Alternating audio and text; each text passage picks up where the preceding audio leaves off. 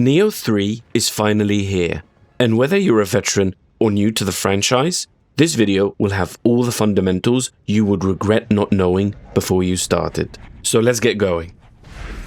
This is probably the most fundamental tip that might be confusing many players. You're told in Samurai that you should hit R1 after you finish your attack, so when you see the blue mist like this, you hit R1 to do Ki Pulse, which in turn restores your stamina. You might be doing this and still running out of stamina, or seeing it not come back like you'd expect it to. The key here is not just the blue mist, it's quite a tight frame to execute this, and in the noise of battle, you might miss the visual cue. It's supposed to be at the end of the blue mist build-up, but the tip here is that there is another visual cue that you can use to practice or get used to the timing. It's the stamina bar itself.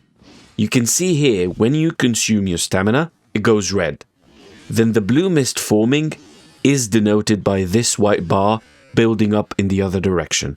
The right moment is when that bar reaches the end on the right.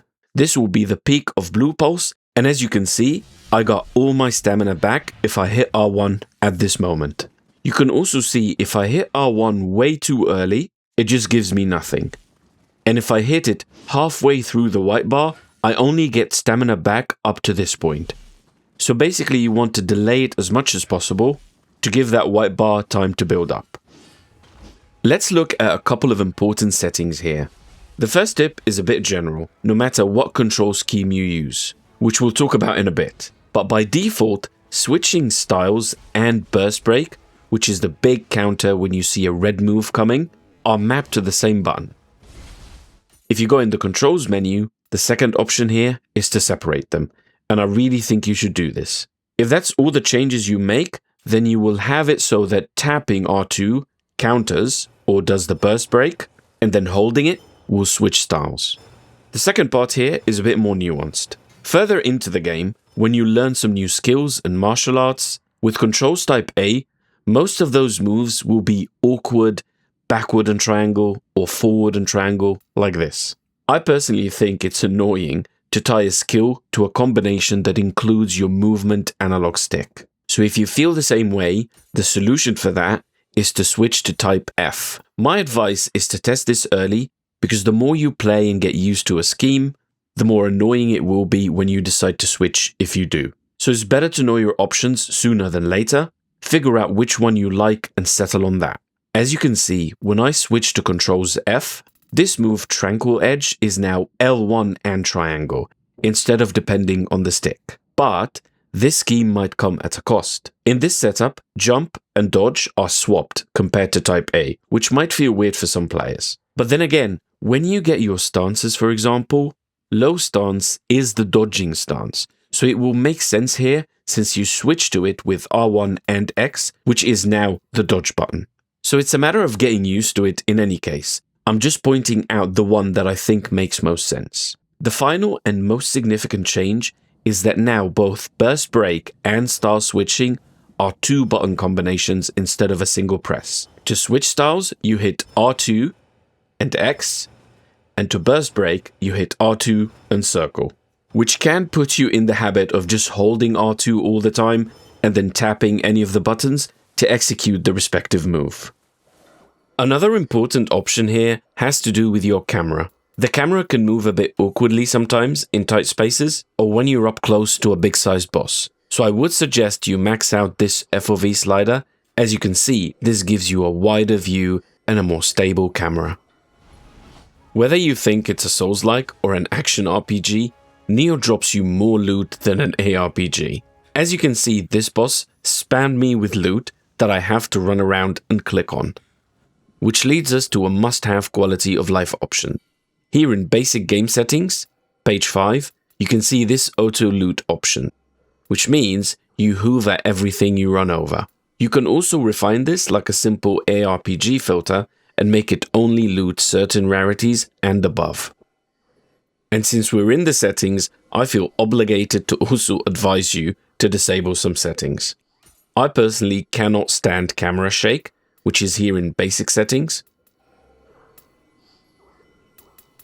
And then under visuals, second page, post effects, you can turn off this ugly setting called chromatic aberration and motion blur.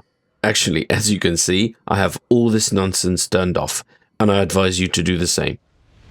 One of the nicest quality of life features in the game, and that's how it should be for single player games, is the fact that you can respec at no cost. No cooldown or gold or any currency. You can just respec at the shrine in the level up menu, which obviously is ideal with the amount of weapons in the game, so you're fully free to experiment and switch weapons. And it's not just for leveling up, you can also do the same for your martial arts skills.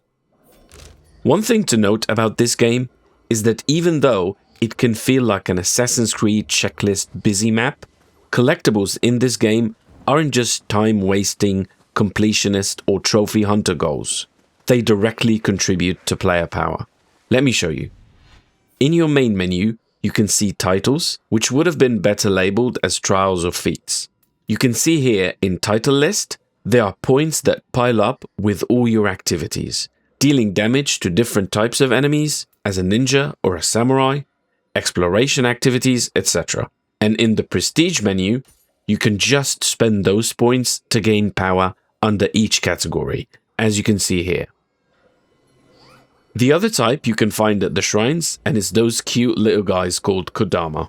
You can identify them on the map, and once you collect them, they will hang around the shrines. So if you go to a shrine, go to blessings, you can see they also give you good buffs like medicine efficiency or spirit force bonuses. Same applies to the Jizo Blessings. That sounds wrong, doesn't it? Anyway, they're those little statues that you can find in the world and pray at. So please don't ignore those collectibles, because they're not just bloated busy work, they actually are power progression and quality of life sources. Since we're at the shrine already, let's quickly look at two more systems that can also increase your power. First up is soul cores. Cores drop from many different sources and you can't miss them, because you can't even auto-loot them. They're those red globes, and once you acquire them, they have to be purified. To do that, you need to do whatever it's asking you to.